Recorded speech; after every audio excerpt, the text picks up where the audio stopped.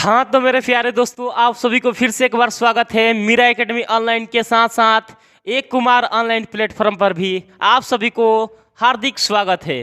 तो चलिए मेरे प्यारे दोस्तों, मेरा नाम इंजीनियर ए कुमार, जो कि क्लास 11th और 12th का मैं फिजिक्स पढ़ाता हूँ। तो चलिए मेरे प्यारे दोस्तों, आज अगला टॉपिक्स को हम स्टार्ट करने वाले हैं। आज पढ़ने वाले हैं बाबू विद्युत आवेश के गुण, और विद्युत आवेश के गुण को हम अंग्रेजी में पढ़ते हैं बाबू, यानी प्रॉपर्टीज ऑफ इलेक्ट्रिक चार्ज। यानी जो इलेक्ट्रिक चार्ज होता है इसका कुछ प्रॉपर्टीज होता है, और इन्हीं प्रॉपर्टीज को हम स्टडी करने वाले हैं।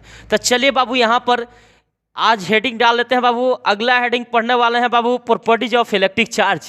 यानी आपका आज का लेक्चर्स रहेगा विद्युत आवेश के गुण, विद्युत आवेश के गुण, विद्युत आवेश के गुण, विद्युत आवेश के गुण, आवेश के गुण।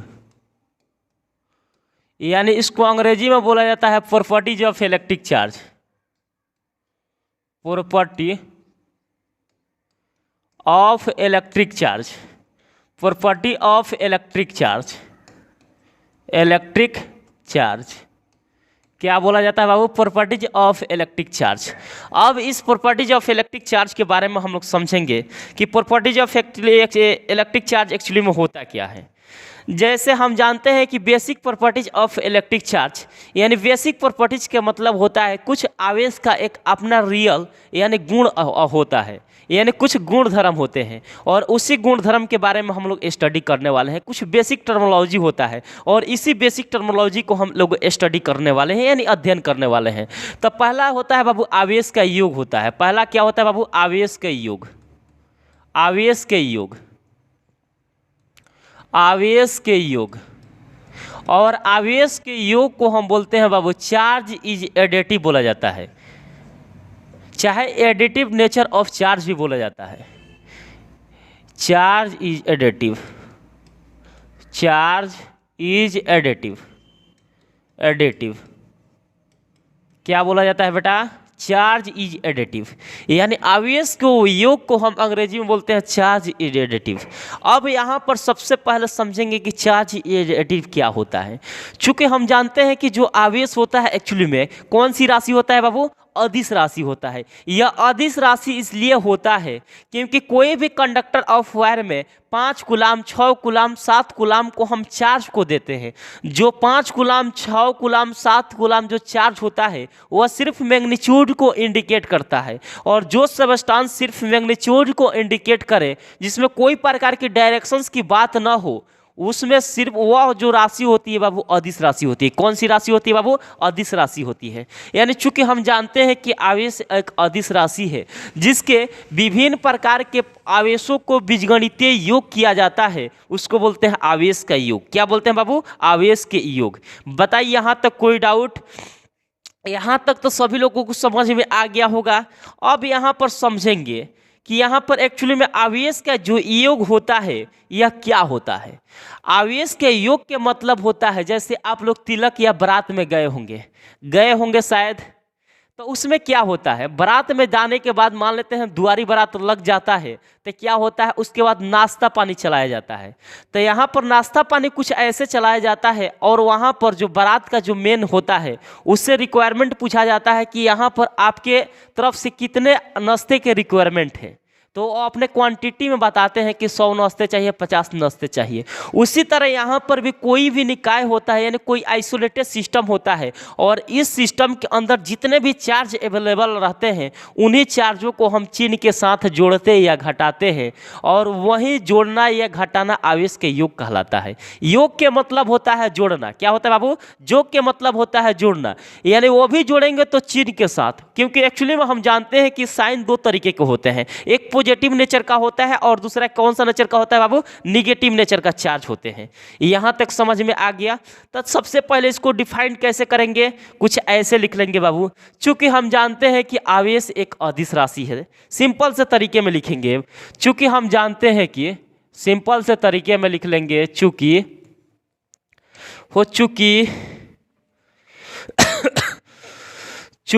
हम जानते हैं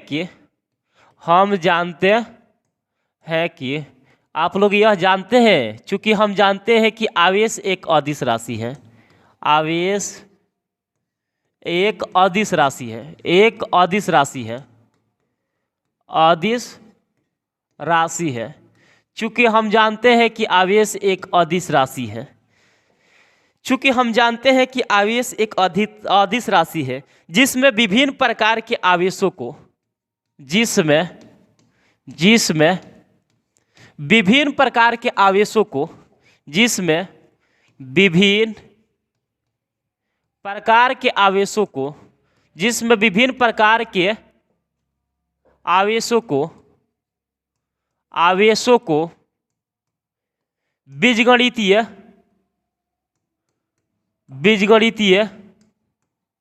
योग किया जाता है,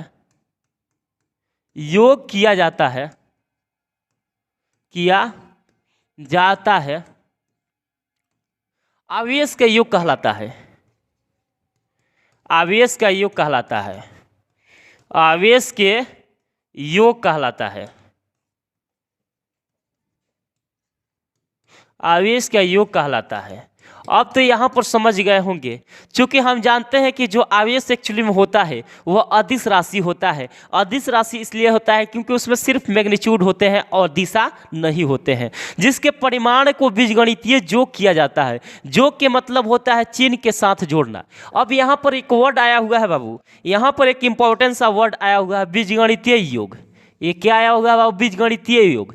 बीजगणितीय योग किसको बोलते हैं बाबू? किसी भी क्वांटिटी को जब हम चिन्ह के साथ जोड़ते या घटाते हैं तब उसे हम बोलते हैं बीजगणितीय योग। यदि किसी क्वांटिटी, यदि किसी राशि को हम जब चिन्ह के साथ जोड़ते या घटाते हैं तब उसे हम क्या बोलते हैं बाबू? बीजगणितीय योग बोला जाता है। अब बताइए, यहाँ तक क्लियर हो गया? ये सभी लोगों को समझ में आ गया? बीजगणितीय योग का मतलब होता है चिन्ह के साथ जोड़ना या घटाना।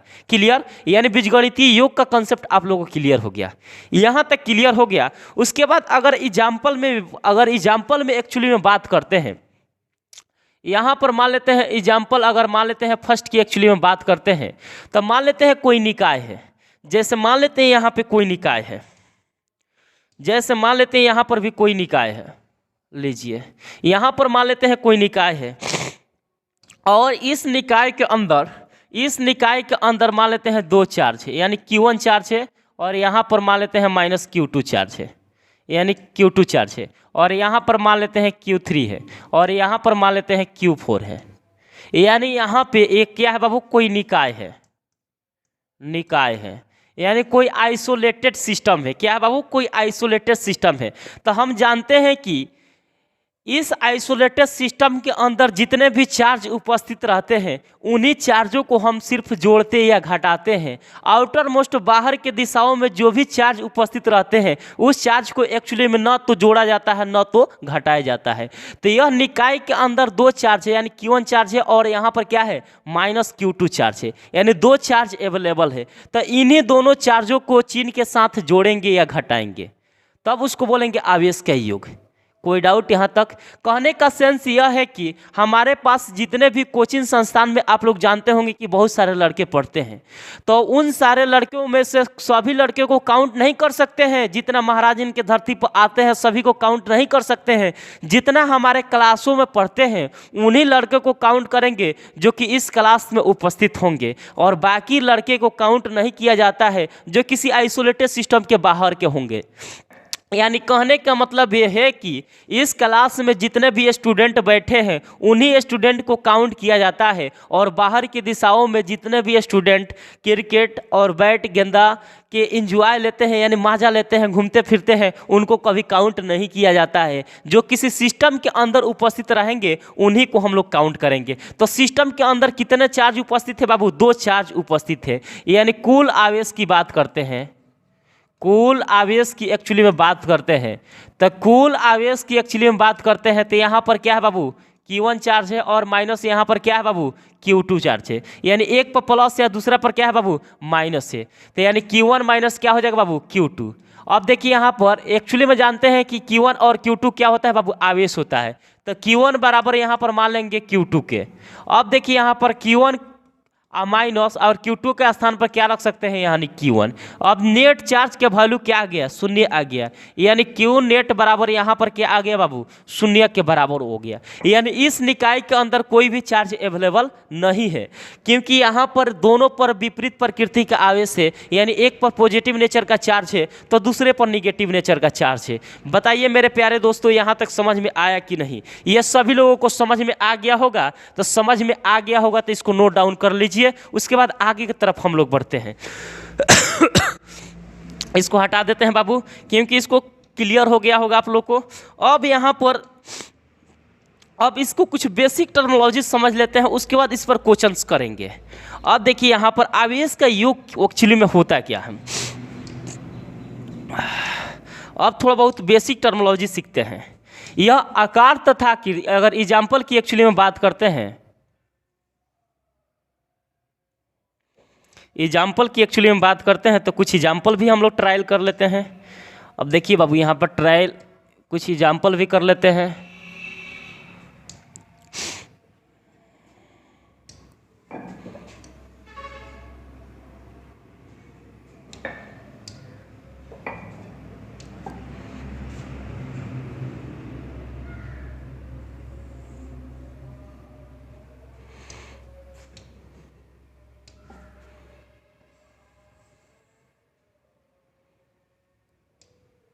अब थोड़ा बहुत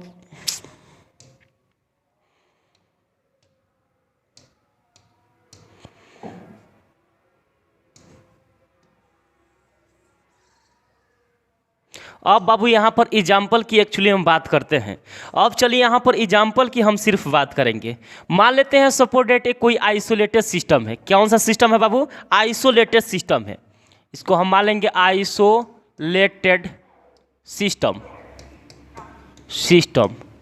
यानी आइसोलेटेड सिस्टम को हम हिंदी में बोलते हैं बाबू कोई निकाय है। ये भी मान लेते हैं कोई निकाय है, हिंदी में लिख देते हैं कि आप लोग को सावधानी पढ़ के। अब ये भी मान लेते हैं कोई निकाय है ताकि आप लोग को समझ सके। ये भी मान लेते हैं कोई निकाय है, ये भी मान लेते हैं कोई निकाय है। निकाय के मतलब होता है सिस्टम, और ये भी मान लेते हैं कोई निकाय है कि नहीं बेटा बताइए? है।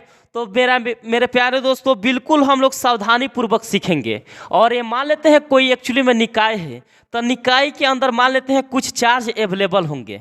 क्या होंगे बाबू? कुछ चार्ज अवेलेबल होंगे। जैसे मान लेते हैं इस निकाय के अंदर मान लेते हैं Q1 चार्ज है, और यहाँ पर मान लेते हैं Q2 चार्ज है, और यहाँ पर Q3 है कि नहीं?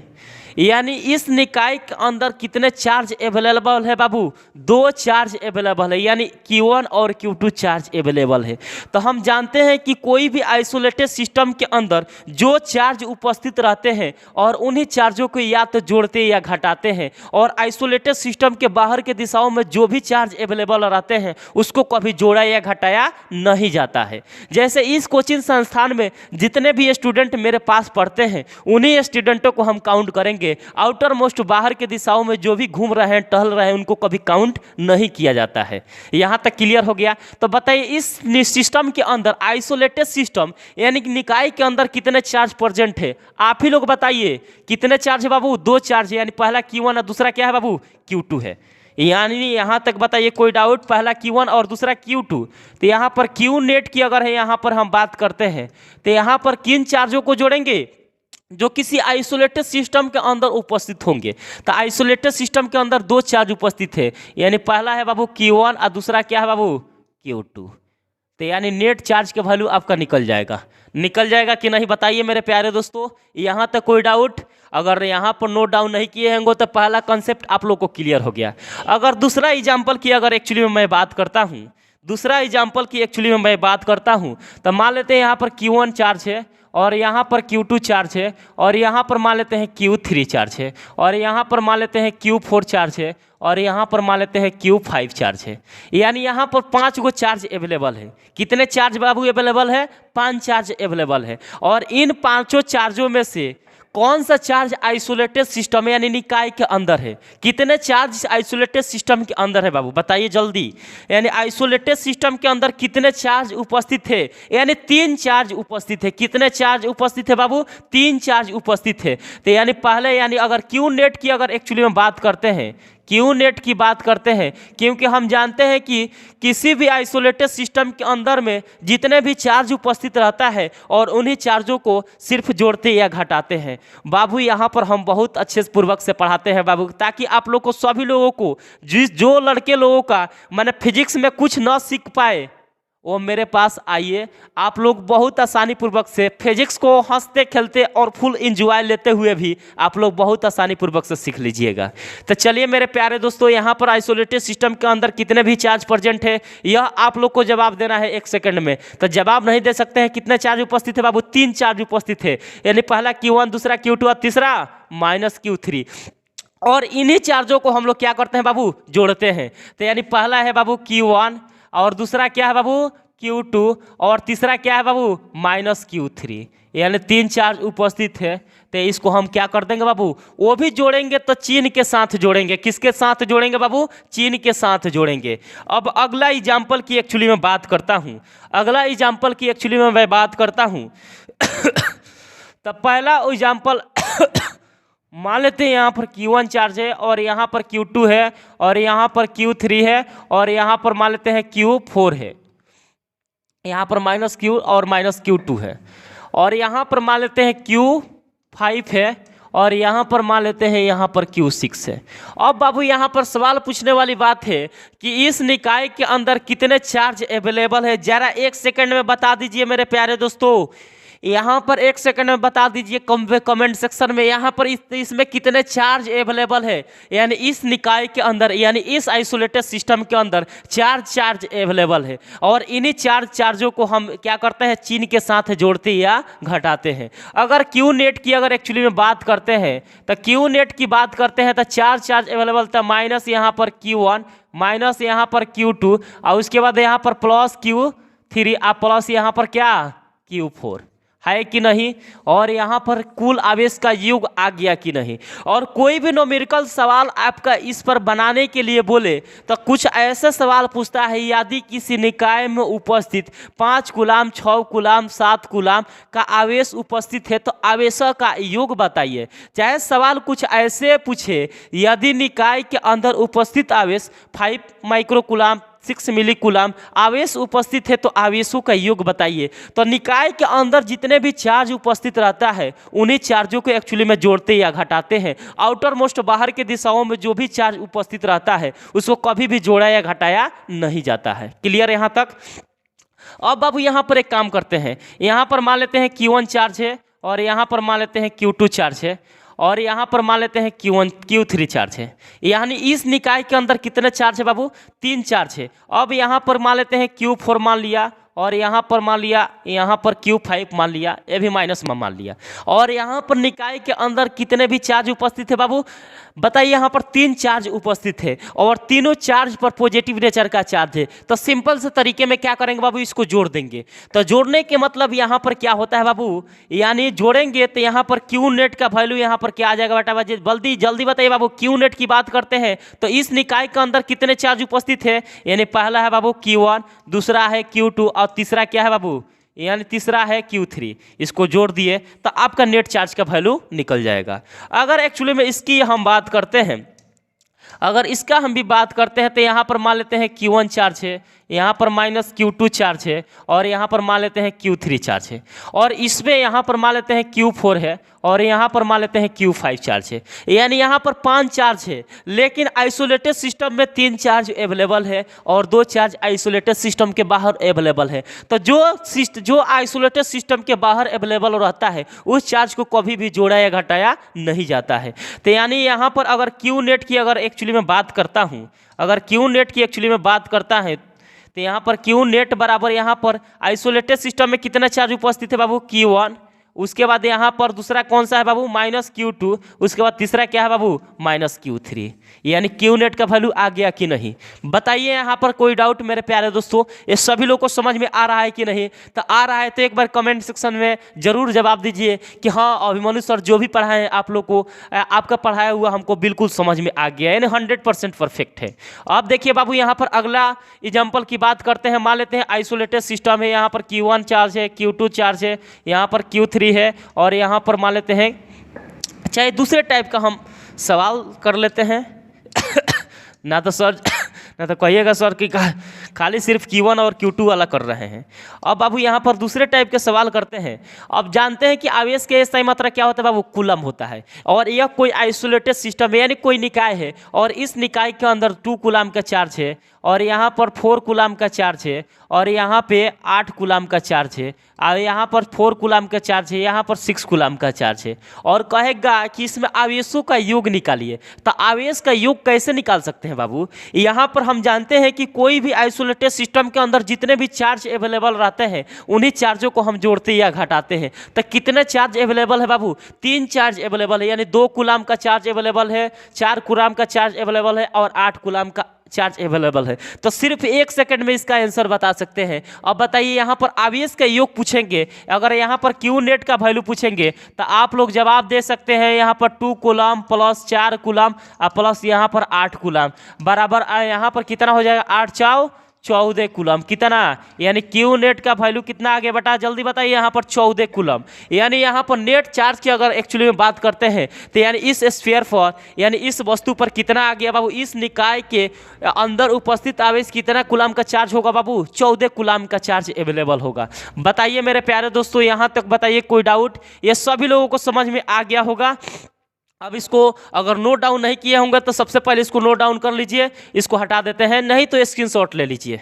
अब चलिए यहाँ पर अगले कंसेप्ट की बात करते हैं। अब इस पर सोच रहे हैं कि कुछ न्यूमेरिकल क्वेश्चंस कर दे, कि यहाँ पर मान लेते हैं क्वेश्चंस किस तरह पूछे जाते हैं। एग्जाम्पल अगर मान लेते हैं फर्स्ट की बात करते हैं तो यहाँ पर पूछता है माना कि किसी निकाय के आवेश, माना कि किसी निकाय का आवेश, यहाँ पर सवाल पूछता है माना कि किसी निकाय का आवेश, किसी निकाय का आवेश, निकाय के आवेश, माना कि किसी निकाय के आवेश, माना कि किसी निकाय के आवेश -2 माइक्रोकूलम प्लस 2 मिलीकूलम, -2 माइक्रोकूलम, उसके बाद यहाँ पर +2 माइक्रोकूलम तथा 4 माइक्रोकूलम, तथा 4 माइक्रोकूलम, तथा 4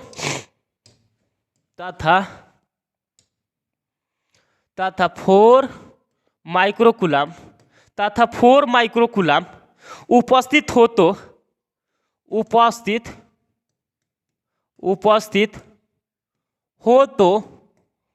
तो आवेश का संख्या बताए, आवेश के योग बताए। अब देखिए यहाँ पर मान लेते हैं, कह रहा है माना कि किसी निकाय में आवेश -2 में माइक्रोकूलम है, +2 माइक्रोकूलम है, और +4 माइक्रोकूलम उपस्थित है, तो आवेश का योग बताए। यानी कहने का मतलब होता है कि कोई आइसोलेटेड सिस्टम है और उस आइसोलेटेड सिस्टम के अंदर 3 चार्ज अवेलेबल है, और 2 चार्ज यहाँ पर निगेटिव में, पॉजिटिव, यहाँ पर 2 चार्ज पॉजिटिव में है और 1 चार्ज निगेटिव में है, लेकिन आइसोलेटेड सिस्टम के अंदर है। तो जो चार्ज आइसोलेटेड सिस्टम के अंदर होता है उस चार्ज को हम चिन्ह के साथ एक्चुअली में जोड़ते या घटाते हैं। तो यहाँ पर कुछ जोड़ेंगे, यानी कुल आवेश के योग, यहाँ पर कुल आवेश के योग, आवेश के योग, अगर कुल आवेश का योग निकालेंगे बाबू तो यहाँ पर क्या हो जाएगा, यानी कुल आवेश का योग निकालेंगे तो यहाँ पर क्या है बाबू, -2 माइक्रोकूलम, उसके बाद यहाँ पर +2 माइक्रोकूलम, अब प्लस यहाँ पर कितना है बाबू, 4 माइक्रोकूलम। यह नो चार्ज है बाबू आइसोलेटेड सिस्टम के अंदर उपस्थित है, यानी कोई निकाय है और निस निकाय के अंदर यहाँ पर -2 माइक्रोकूलम प्लस यहाँ पर 2 माइक्रोकूलम, और यहाँ पर +4 माइक्रोकूलाम का आवेश है। तो यहाँ पर निकाय के अंदर है तो उसको चिन्ह के साथ हमें यहाँ पर क्या करते हैं बाबू, जोड़ते या घटाते हैं। तो देखिए बाबू यहाँ पर प्लस और माइनस क्या हो जाएगा बाबू, कैंसिल हो जाएगा। जब प्लस और माइनस कैंसिल हो जाएगा तो यहाँ पर इस स्फीयर पर यानी 4 माइक्रोकूलाम के आवेश आएगा। कितना माइक्रोकूलाम के आवेश आएगा बाबू, यानी क्यू नेट का जो वैल्यू होगा बाबू यानी 4 माइक्रोकूलाम होगा। बताइए बाबू यहाँ तक क्वेश्चंस में कोई प्रकार की डाउट या परेशानी, कोई डाउट होगा कोई परेशानी बाबू बताइए जल्दी। यहाँ तक समझ में आया कि नहीं, यहाँ तक सभी लोगों को समझ में आ गया? तो समझ में आ गया तो इसको नोट डाउन कर लीजिए। अब अगले लेक्चर्स पर हम लोग आगे की तरफ बढ़ेंगे। अब अगला लेक्चर कुछ ऐसे है बाबू, यहाँ पे इसको मिटा देते हैं। अगला लेक्चर से बाबू अब पढ़ने वाले हैं बाबू आवेश के संरक्षण। अब देखिए यहाँ पर पढ़ने वाले हैं बाबू आवेश के संरक्षण, आवेश के संरक्षण, आवेश के संरक्षण, संरक्षण यानी कंजर्वेशन इन चार्ज।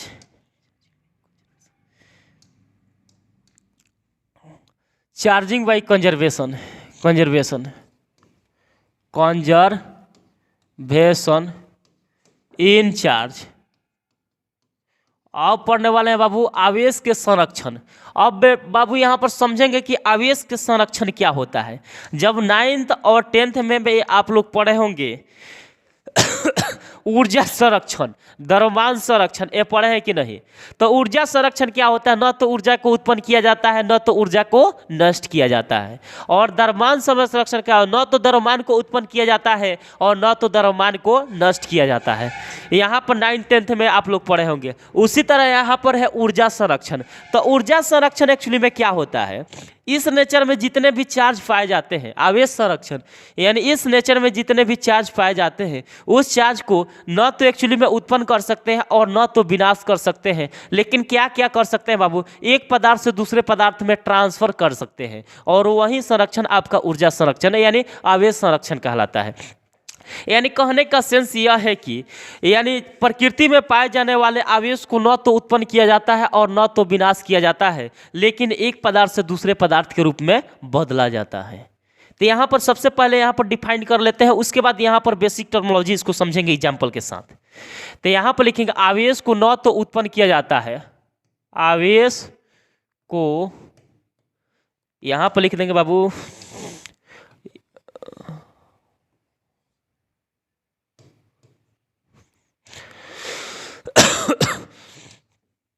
आवेश।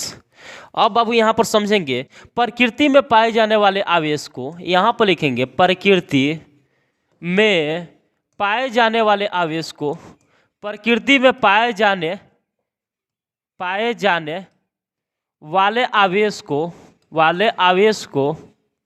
प्रकृति में पाए जाने वाले आवेश को क्या लिखें बाबू, प्रकृति में पाए जाने वाले आवेश को न तो उत्पन्न किया जाता है, न तो उत्पन्न किया जाता है, न तो उत्पन्न किया जाता है, न तो उत्पन्न किया जाता है, किया जाता है और न तो विनाश किया जाता है, और न तो विनाश किया जाता है, विनाश किया जाता है, न तो विनाश किया जाता है। यानी इस नेचर में जितने भी चार्ज पाए जाते हैं उस चार्ज को न तो एक्चुअली में उत्पन्न कर सकते हैं और न तो विनाश कर सकते हैं, लेकिन एक पदार्थ से दूसरे पदार्थ के रूप में बदला जाता है। प्रकृति में पाए जाने वाले आवेश को न तो उत्पन्न किया जाता है और न तो विनाश किया जाता है, लेकिन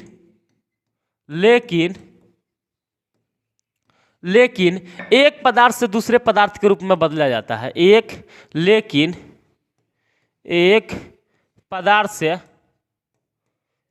एक पदार्थ से दूसरे पदार्थ के रूप में, दूसरे पदार्थ के रूप में बदला जाता है, बदला जाता है। यानी यहाँ पर समझ गए होंगे आप लोग 9th और 10th में पढ़े होंगे ऊर्जा संरक्षण और द्रव्यमान संरक्षण। वहाँ पर ऊर्जा संरक्षण और द्रव्यमान संरक्षण यह क्लासिकल फिजिक्स में हम लोग पढ़ा करते थे। और क्लासिकल फिजिक्स बहुत पुरानी भौतिकी होती है, इसमें हम लोग स्टडी करते थे। तो क्लासिकल फिजिक्स में हम लोग पढ़ते थे द्रव्यमान संरक्षण और ऊर्जा संरक्षण। तो द्रव्यमान संरक्षण ऊर्जा संरक्षण क्या होता था, इस नेचर में यानी ऊर्जा को न तो उत्पन्न किया जाता है और न तो विनाश किया जाता है। और उसी तरह यहाँ पे द्रव्यमान संरक्षण होता है, न तो द्रव्यमान को उत्पन्न कर सकते हैं और न तो विनाश कर सकते हैं। लेकिन उसके बाद यहाँ पर एक आइंस्टीन नामक वैज्ञानिक आए और वह समीकरण आपको आइंस्टीन नामक वैज्ञानिक आए, वह आपको एक इक्वेशन दिया था बाबू। इक्वेशन यहाँ पर E बराबर दिया था बाबू mc²। क्या दिया था बाबू? E बराबर mc² दिया था। यानी कहने का मतलब है कि अगर द्रव्यमान का विनाश करोगे यानी द्रव्यमान को विनाश होगा तो ऊर्जा उत्पन्न होगी। क्या होगा बाबू? यहाँ पर द्रव्यमान अगर विनाश होगा तो यहाँ पर ऊर्जा उत्पन्न होगी, अगर ऊर्जा का विनाश होगा तो द्रव्यमान उत्पन्न होगा। यह आपका आइंस्टीन नामक वैज्ञानिक ने यानी न्यूटोनियन फिजिक्स के अंतर्गत इस समीकरण को दिया था E बराबर mc² को। यानी कहने का सेंस यह है कि अगर एनर्जी को उत्पन्न करोगे तो मास क्या होगा बाबू? नष्ट होगा। अगर यहाँ पे मास को उत्पन्न करोगे तो एनर्जी क्या होगी बाबू? नष्ट होगी। यह सर्वप्रथम आइंस्टीन नामक वैज्ञानिक ने दिया था। अब एक्चुअली में जो उत्पन्न और यहाँ पर विनाश एक्चुअली में कैसे होता है, अब यहाँ पर एक एग्जाम्पल करेंगे, तबे कॉन्सेप्ट क्लियर होगा मेरे प्यारे दोस्तों। अब चलिए यहाँ पर अगला कॉन्सेप्ट की एक्चुअली में बात करता हूँ, तो एग्जाम्पल कर लेते हैं। अब देखिए बाबू एग्जाम्पल कुछ ऐसे है। अब देखिए बाबू यहाँ पर क्या है, यहाँ पर मान लेते हैं कोई भी ऑब्जेक्ट है, कोई भी वस्तु है। तो हम जानते हैं कि वस्तु किससे बना होता है बाबू? वस्तु कोई पदार्थ से बना होता है। और पदार्थ किससे बने होते हैं? अणु से बने होते हैं। और अणु किससे बने होते हैं बाबू? परमाणु से बने होते हैं। ये सब बात सभी लोगों को पता होगा। अगर यहाँ पर मान लेते हैं यहाँ पर कोई आवेश है इसके अंदर, यहाँ पर मान लेते हैं 4Q, यहाँ पर मान लेते हैं कोई आवेश है, यहाँ पर मान लेते हैं कोई आवेश है, यहाँ पर मान लेते हैं यहाँ पर इस पर आवेश पर इस आवेश पर मान लेते हैं मान लेते हैं यहाँ पर -4 कूलाम का चार्ज है, -4 कूलाम का चार्ज है। और यहाँ पर +2 कूलाम का चार्ज है और यहाँ पर +2 कूलाम का चार्ज है। कितने कूलाम का चार्ज है? +2 कूलाम का चार्ज है। यानी कहने का मतलब है कि मान लेते हैं एक कोई निकाय है यानी कोई सिस्टम है और सिस्टम के अंदर यहाँ पर -2 कूलाम के चार्ज है और यहाँ पर +2 कूलाम के चार्ज है। रुक जाइए बाबू, यहाँ पर थोड़ा बहुत मिस्टेक हो रहा है। अब बाबू यहाँ पर थोड़ा बहुत ध्यानपूर्वक से हम लोग देखेंगे। अब देखिए बाबू यहाँ पर निकाय है, तो निकाय के अंदर 2 मान लेते हैं, लीजिए यहाँ पर कुछ ऐसे मान लेते हैं।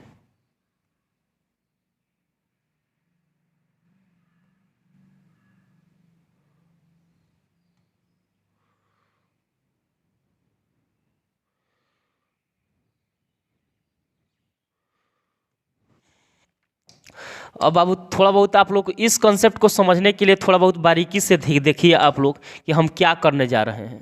ओह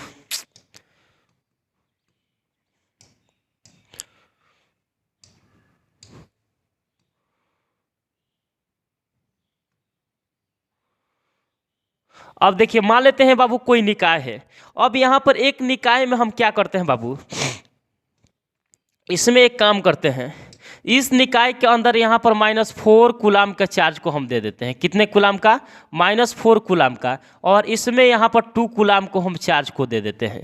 यानी इस निकाय के अंदर मान लेते हैं कोई निकाय है। क्या है बाबू?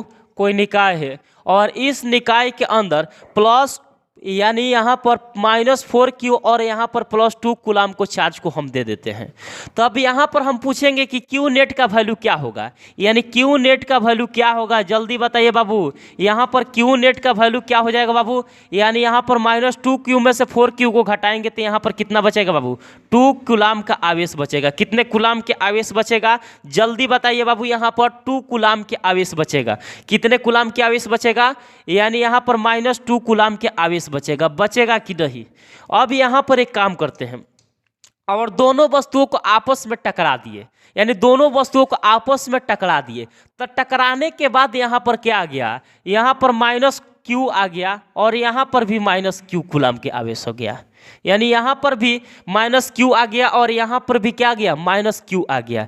और इसको ऐड करेंगे यानी Q नेट निकालेंगे यहाँ पर, तो Q नेट निकालेंगे तो -Q और यहाँ पर -Q बराबर यहाँ पर क्या हो जाएगा, -2Q। यानी Q नेट का वैल्यू यहाँ पर क्या आ जाएगा, -2Q इतना आएगा कि नहीं। अब देखिए यहाँ पर भी -2Q और यहाँ पर भी क्या, -2Q। इसका मतलब यह है कि प्रकृति में पाए जाने वाले आवेश को न तो उत्पन्न किया जाता है और न तो विनाश किया जाता है, लेकिन एक पदार्थ से दूसरे पदार्थ के रूप में बदला जाता है। यहाँ पर एग्जाम्पल बताए थे। अब देखिए यहाँ पर इस निकाय के अंदर जितने भी यानी -4Q है और यहाँ पर 2Q है और इसको दोनों को आपस में टकरा देते हैं, तो टकराने के बाद यहाँ पर -Q चार्ज आ जाता है और यहाँ पर भी -Q चार्ज आ जाता है। यानी कहने का सेंस यह न तो चार्ज को उत्पन्न हुआ और न तो चार्ज का क्या हुआ बाबू, विनाश हुआ। यानी पहले से यहाँ पर -2Q है और यहाँ पर टकराने के बाद भी यहाँ पर -2Q आ गया। इसका मतलब होता है कि यहाँ पर आवेश न तो उत्पन्न हुआ न तो आवेश का क्या हुआ बाबू, विनाश हुआ। और यही आपका आवेश संरक्षण कहलाता है। अब बाबू यहाँ पर अगला, यहाँ पर तो एग्जाम्पल नोट नहीं किए होंगे तो नोट कर लीजिए। यहाँ पर भी -2Q और यहाँ पर भी -2Q, यानी जो आवेश होता है, आवेश को आपस में टकराए तो यहाँ पर टकराने के बाद न तो ऊर्जा उत्पन्न हुआ न तो नष्ट हुआ, लेकिन इसका जो चार्ज का जो इलेक्ट्रॉन्स होता है यह एक दूसरे में क्या हो गए हैं बाबू, बदल गए हैं, यानी अदला बदली हो गया है। यानी यहाँ पर -Q और यहाँ पर भी क्या गया है, -Q आ गया है और यहाँ पर भी -2Q और यहाँ पर भी -2Q, यानी आवेश में कोई प्रकार के परिवर्तन नहीं हुआ है। यानी आवेश को न तो उत्पन्न कर सकते हैं और न तो एक्चुअली में विनाश कर सकते हैं, लेकिन एक पदार्थ से दूसरे पदार्थ के रूप में बदल सकते हैं। देखिए यहाँ पर बदल गया कि नहीं, बताइए। यहाँ तक कोई डाउट, यहाँ तक तो सभी लोगों को समझ में आ गया होगा। अब थोड़ा बहुत एक बेसिक टर्मिनोलॉजी के तौर पर हम समझ लेते हैं। अब यहाँ पर एक हेडिंग डालते हैं बाबू, विनाश। अब यहाँ पर एक लिखते हैं बाबू, उत्पन्न, उत्पादन, विनाश, और एक लिखते हैं बाबू, उत्पादन।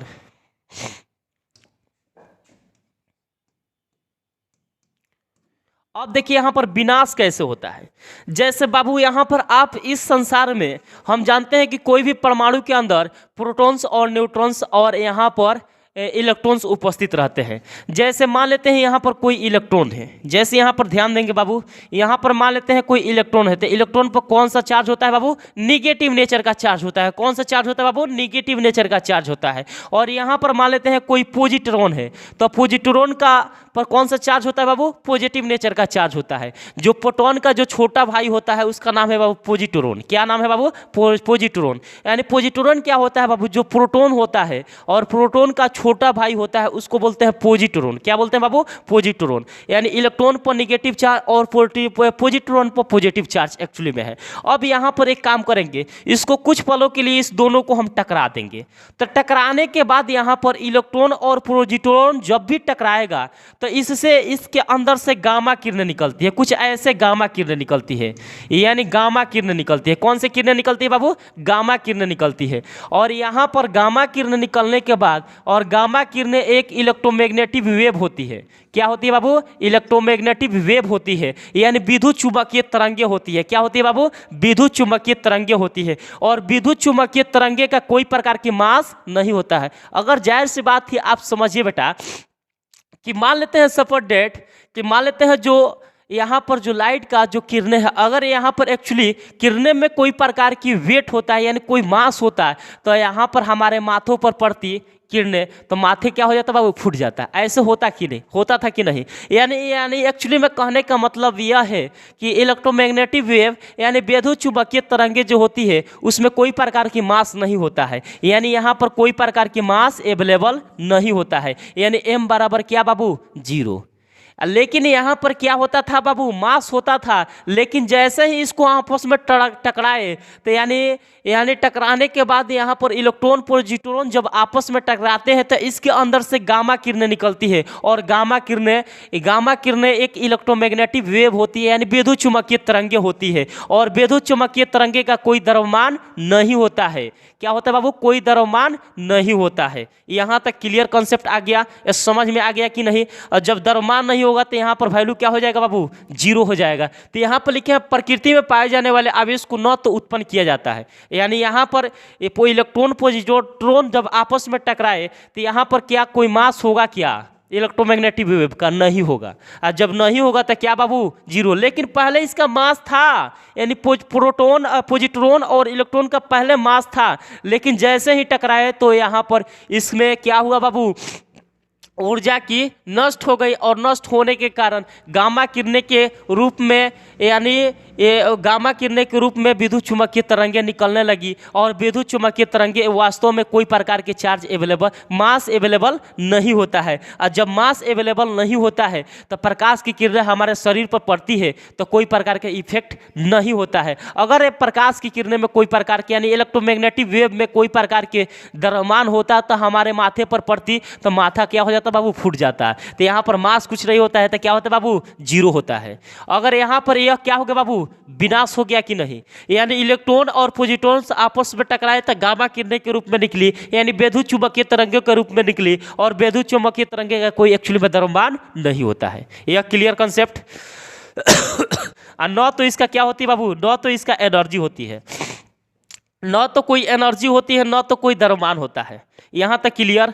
अगर मान लेते हैं उत्पादन की बात करते हैं, मान लेते हैं कोई गामा किरणें यहाँ से निकली, यहाँ से कोई गामा किरणें निकल ली तो इलेक्ट्रॉन और यहाँ पर है क्या बाबू, पॉजिट्रॉन यानी पॉजिटिव चार्ज है, तो यहाँ पर मास ऑफ इलेक्ट्रॉन की बात करते हैं तो मास ऑफ इलेक्ट्रॉन की बात करते हैं तो यहाँ पर मास ऑफ इलेक्ट्रॉन प्लस क्या, मास ऑफ प्रोटॉन बराबर नॉट इक्वल टू 0। यह कभी 0 के बराबर नहीं होता है। बताइए मेरे प्यारे दोस्तों, यहाँ तक समझ में आ गया? यानी आवेश के संरक्षण आप लोग सीख गए कि नहीं? और सीख गए हैं तो इसको नोट कर लीजिए। ये समझ में आए कि नहीं कि विनाश कैसे होता है, उत्पादन कैसे होता है?